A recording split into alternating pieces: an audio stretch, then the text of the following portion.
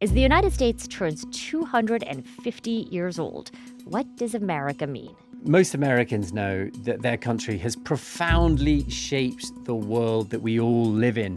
They liberated most of Europe in World War II. They invented things like the electric pencil sharpener, the atom bomb, the internet, the personal computer, breakfast cereal. We did invent, I guess, quite a few things. And like many big birthdays, this is a moment of celebration here in Washington and across the country. Though it's also a moment of angst and introspection, a moment to reflect on what America is as an idea, as a country, as a people. So this week, we're going to be stepping back from daily news and telling surprising stories about America's influence on the world stage and on ordinary people's lives around the globe. This soft power, this influence in these ways was an incredible invention. It was a new kind of imperialism. And today we're starting with a story about how the United States used soft power to build a hidden empire. From the BBC, I'm Asma Khalid in Washington, D.C. And I'm Tristan Redmond in London. Welcome to The Global Story on YouTube.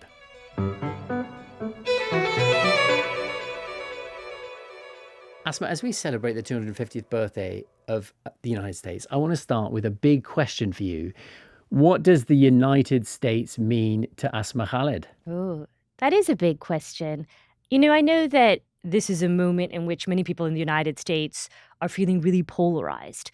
But I will also say, as you all who work with me have probably gleaned, I am somebody who believes deeply in the promise of the United States. And in major part, that's because my family's story here in the United States is so fundamentally linked to opportunities and inventions in the United States.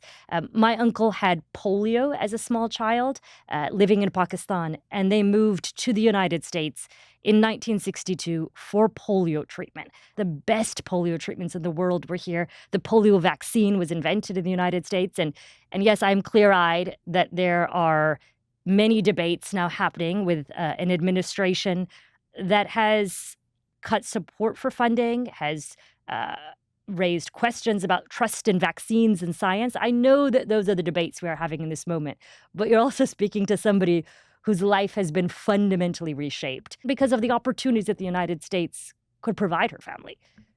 I hear you, Asma. And as you know, but maybe some of our listeners don't, I am actually American in spite of my accent, which makes me sound very British. I was born in Detroit and I've lived a lot of my life outside of the US, but I'm enormously proud of my American nationality and my American identity.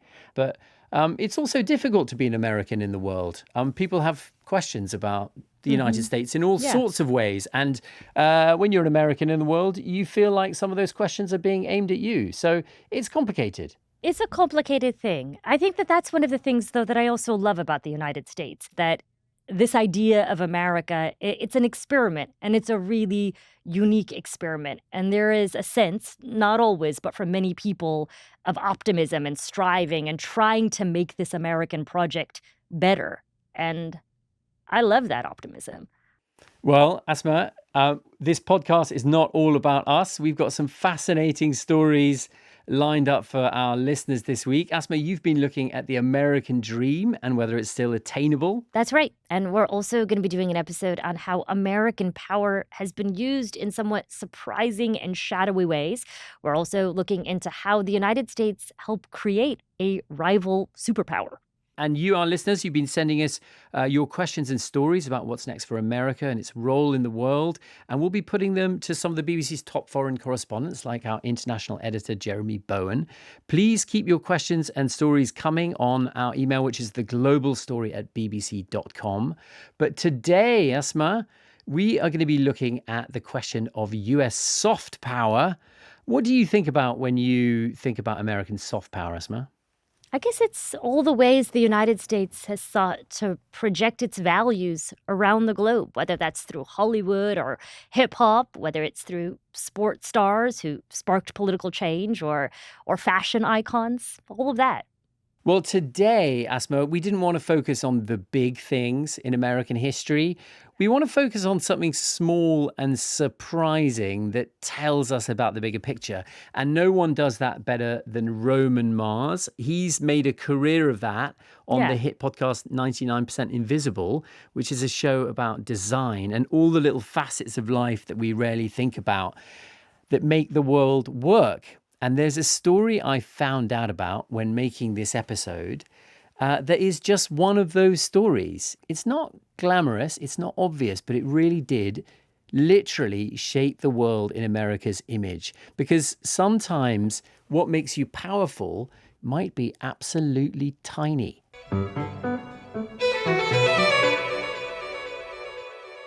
Roman, we are here talking today partly because you have a fantastic new show out, The History of the United States Told Through 100 Objects, which is a BBC show. And it's launched to celebrate the 250th anniversary of the Declaration of Independence. And we are here today, consequently, to talk a little bit about US soft power, because that's one of the things that you touched on in the show. Yeah. These days, we live in something of a world of American empire with a small e, but it looks very different to the British Empire, capital E. Why do you think that is? I mean, throughout the 20th century, we just figured out something in the United States that we didn't have to put, governors and colonies and put down insurrections and armies, that we could use our global manufacturing power in particular to control the earth in these ways that were way more effective. It's not free of coercion. It's not free of power, but it is so effective. What have you learned during the journey you've been on about what American soft power actually looks like in the world? Well, it is really pervasive. And one of the things that we did was we have a kind of manufacturing might that is a consequence of planning, but also just the luck of history. Like World War II happened and destroyed a lot of the manufacturing power of a lot of the world. We were mostly free of having that on our shores. And so our factories could keep running. And people needed us, and we became the sort of quartermaster for the world in terms of providing all the different bits and pieces of jeeps and tanks and things like that. And through that, we ended up enforcing our will of the sort of global standards of things. And one of the stories that we do on a history of the United States and 100 objects is about the 60-degree angle screw, which is the angle of threading on a screw, which was the U.S. standard that was developed. And it was not the global standard. But we told everyone in the world, essentially, like, if you want our Jeeps, you have to adopt our standard. And therefore, it really just changed the nature of how our relationship with the world. Standardization of screws Yeah. is not a topic that I thought I was going to be as interested in. That's what we excel in. Like I want to take these mundane objects, these things and make you care about them and think about the world differently because of it. Yeah. Okay, well, take us to the beginning then. Okay. What was the problem with screws that needed solving, and what did the United States do so effectively that not only solved it, but created greater US influence in the world? So the problem is that a screw is a very simple device. In fact, it's one of the simple machines that have existed for millennia. And the threading of the screw, where you're trying to fasten two hard things together, it has to be at a certain angle so that it fits together. But there's a problem that was developing, which was as the world was industrializing, as the United States was industrializing, certain people were noticing that if we just had greater efficiency and more interchangeable parts, that we could excel in our manufacturing. And one of those people was the Secretary of Commerce, Herbert Hoover, who was a standards fanatic. Hoover became famous for being a logistics guy who saved a lot of Belgium from starving, actually, during World War One. I saw it from its beginnings in 1914 all the way down through the long years which have not yet ended. And I saw it not only in its visible ghastliness, but I lived with the invisible forces that moved in its causes and its consequences. And that later he became Secretary of Commerce in the United States. Much later than that, he became president that presided over the Great Depression and became one of history's kind of villains because of it. Well, I mean, what I found really interesting is the revisionist history job you've done for Herbert Hoover here. Yeah. I mean, you've brought him back from a certain ignominy that historians have painted him with. Why was he the man for the job? He just was a man who believed in systems. He was a classic bureaucrat before that term got tainted by someone who didn't get things done. He was like a professional who believed that if we just had the proper systems in place, the proper thought about how to build a system of manufacturing, that everyone would prosper through it. And so he made it his mission in the 1920s to standardize all kinds of things, paving stones, the type of glassware. If we just made the system more efficient, everyone got richer and it was better. And that was his solution to things. And can you spell out, though, what the consequences would be of not standardizing things like paving stones and glassware? Like, what are the examples of inefficiencies as a result of non-standardization? Well, what ends up happening is you have to sort of custom do everything at a certain point. So, like, if you have 11 paving stone sizes instead of 65 paving stone sizes, when something breaks or something needs to be replaced, now you can go to a shelf and sort of get them. And having interchangeable parts does so much for you as to increase the efficiency of any system. And also, it's sort of like, there's a world in which, the United States, we think of them as one body. And that happened over time. It was an idea, but the different states had lots of different standards of things, and so just the like a bushel of corn was more in one state than another, just in terms of weight. There was like a truck sizes were allowed in one state versus not allowed in another on a road, and you just cannot have a national system of commerce if these different parts don't talk to each other. And so he was really interested in making all that stuff smooth and standard and making kind of one nation out of our sort of system of commerce. This part of this soft power, a requirement is a government that functions and thinks strategically. Whereas up to that point, like, you could donate enough money and become a general in the Civil War. Like, there was nonsense about how we ran things. And it really was about, currying favor and giving jobs to your friends and stuff like that. But through this era of the 1880s on and sort of culminating in this period was just a sense that a scientific method of doing things was going to make the country more powerful and also make the world a better place. There was just a commitment to that, and people were on board for it. Okay, so that's Herbert Hoover's remit. Our remit on this show is to explain, talk about stories where the world and America meet. So rationalization of things and standardization in the United States, when does that start creeping into the rest of the world? Like, I mean, I put it to you that it's not the first time that this was attempted. So in the French Revolution, that's something that they did. They standardized a meter. You can go and see it in a museum in Paris. They standardized temperature, centigrade, for example. They thought about separating France into a series of exactly equal squares.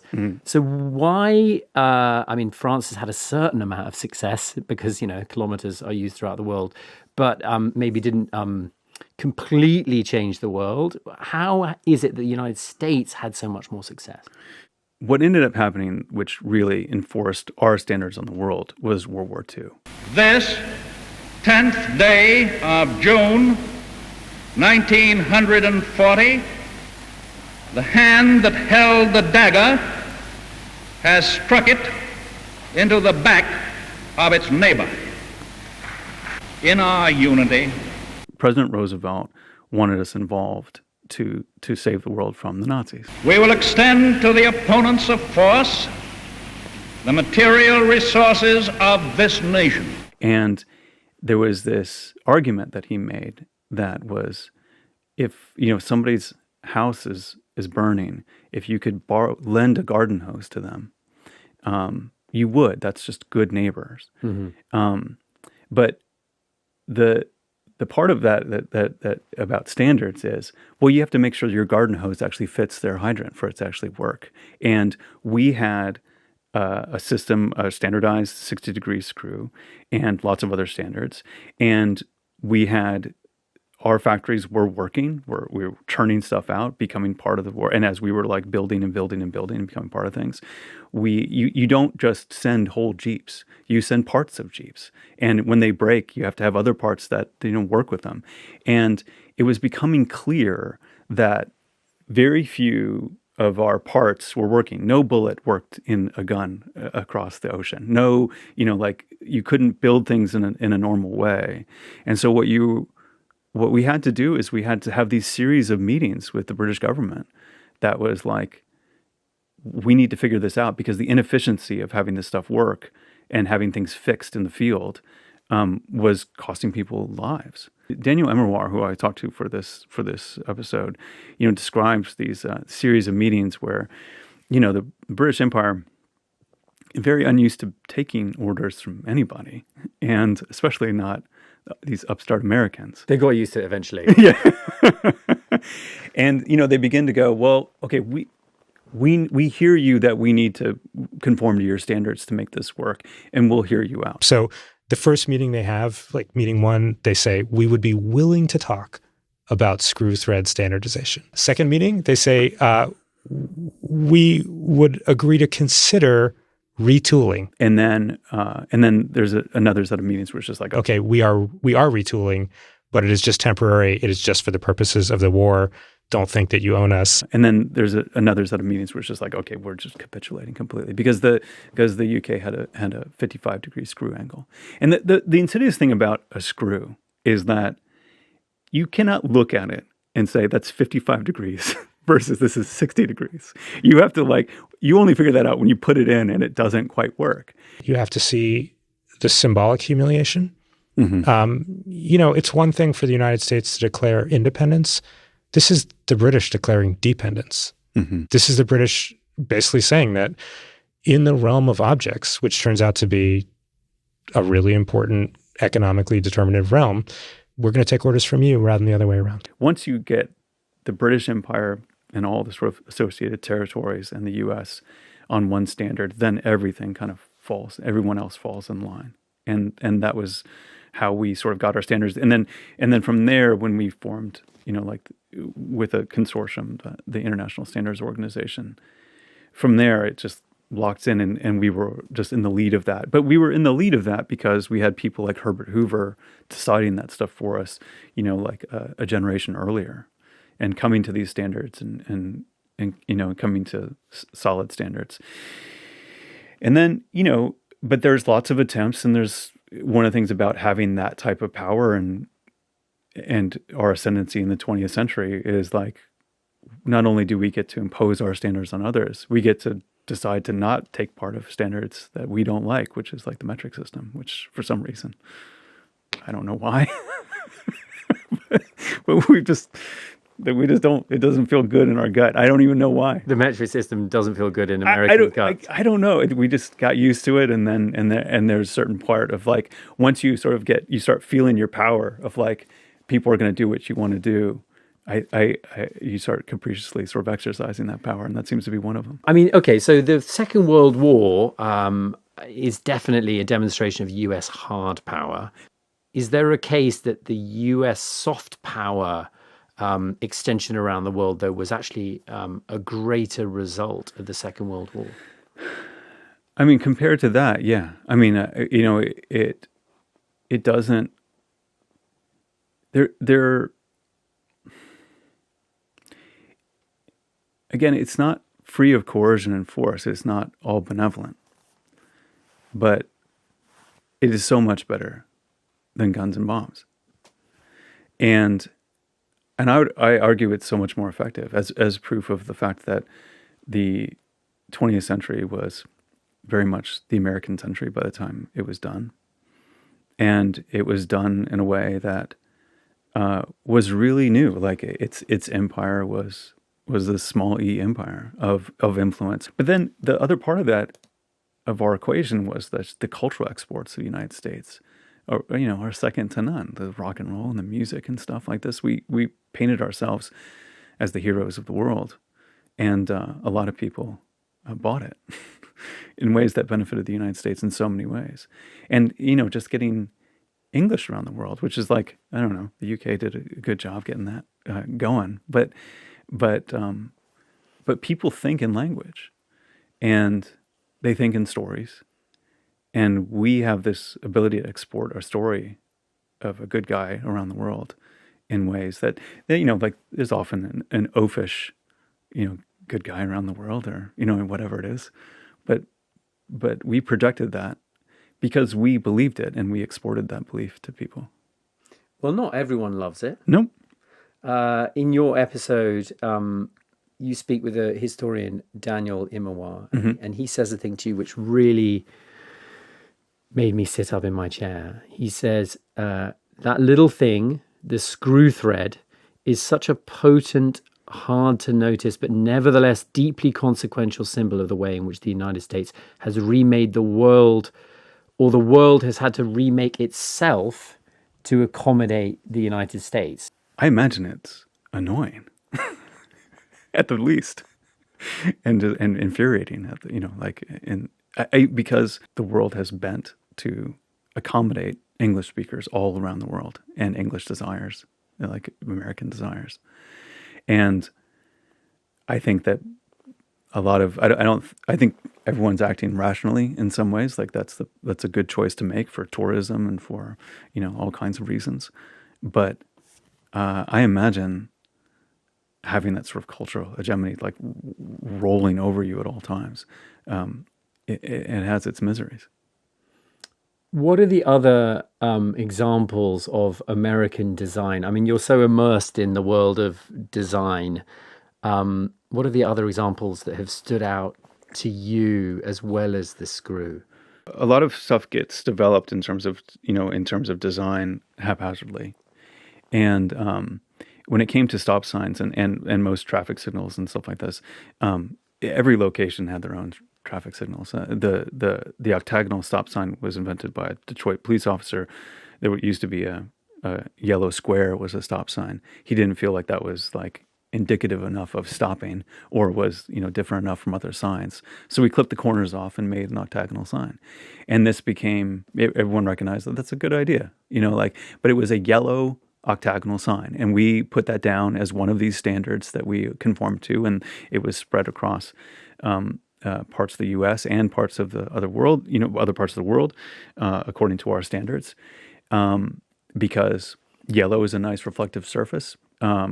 But at a certain point, chemists came up with a nice reflective red color, and they just thought, what, red would be better. Red would be a better color as a stop sign because it would match traffic lights, and all of a sudden this became a better standard. And right when everyone in the world had agreed that a yellow octagonal sign would be a stop sign, a few months later, the U.S. was like, no, never mind, we're going to do red ones.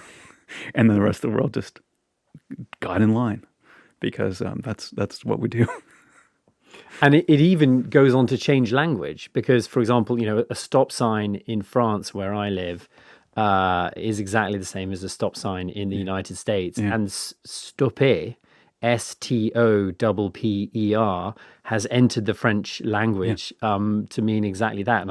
And I'm sure there were people who fought rearguard actions against stopper ever entering the French dictionary, but it is there to stay now.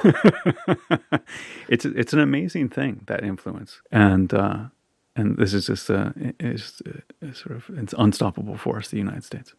I mean, we've arrived at a place now where the focus on soft power is maybe not quite what it was. Yeah, this soft power, this influence in these ways, was an incredible invention. It it was a new kind of imperialism that saved lives and maybe made some people's lives a whole lot better. It's probably the greatest thing America has ever done. Well, I mean, it's not just happening in the United States, though. It's happening all over the world, where leaders are pulling back from engagement with other countries and focusing on inward concerns. Yeah, and this is, it's not being responsive to people and their needs, leads to people's discontent. And that's the big cost of this, is like maybe in the effort to become, global manufacturer of the world or to have this type of globalism, we left behind a lot of people that react poorly to those notions. I'm going to ask you a kind of journalistic two-part question. Mm-hmm. Is the world a better place for having 60-degree screws in it? And by extension, is the world a better place for having the United States in it? I would say 60-degree screws, yes. Our machines across the world should talk to each other, and that makes the world a better place, a more efficient place, just a place that gets along well. That's a good thing. Is the world a better place for having the United States in it? Interesting question. I think I have to have enough pride in my country to say yes. There's having a place built around an idea of that all men are created equal, and having that moment where we knew that we didn't mean all men, but eventually enough people became involved to include all the people that they were not including. Mm-hmm. But it was because we had that idea to point to. Like there was a lot of people, in the course of American history, who looked at our hypocrisy and said, what does the 4th of July mean to an enslaved person? Like, it means nothing. And there's some people who looked at it and said, if you really believe this stuff, it includes us. It includes women. It includes people of color. And having a place built on an idea like that is a powerful thing in the world and worth like paying attention to and preserving. Part of me, the reason why it is fun for me to tell these stories in this new show is because I believe in those ideals. And it's fun to talk about them. And it's fun to talk about how we deviated from them and how we lived up to them. And there's fun stuff to talk about our influence on the world. I mean, just like rock and roll alone and movies and all kinds of fun stuff that made the world a better place. Like, Elvis takes black music, turns it into rock and roll. Heartbreak Hotel comes out. Paul McCartney hears Heartbreak Hotel, decides he wants to make music. That is a great arrow of things happening in the world. That is a good thing to talk about and preserve and to celebrate. Roman Mars, thank you so much. It's been a pleasure. Thank you. It's been great to be here. That was Roman Mars, host of the podcast 99% Invisible and the BBC show A History of the United States in 100 Objects. We'll be back all this week with episodes about America at 2:50. We're also an audio podcast. You can find us every day on bbc.com or wherever you listen. Just search for The Global Story. Thanks for tuning in. See you next time. Cheerio.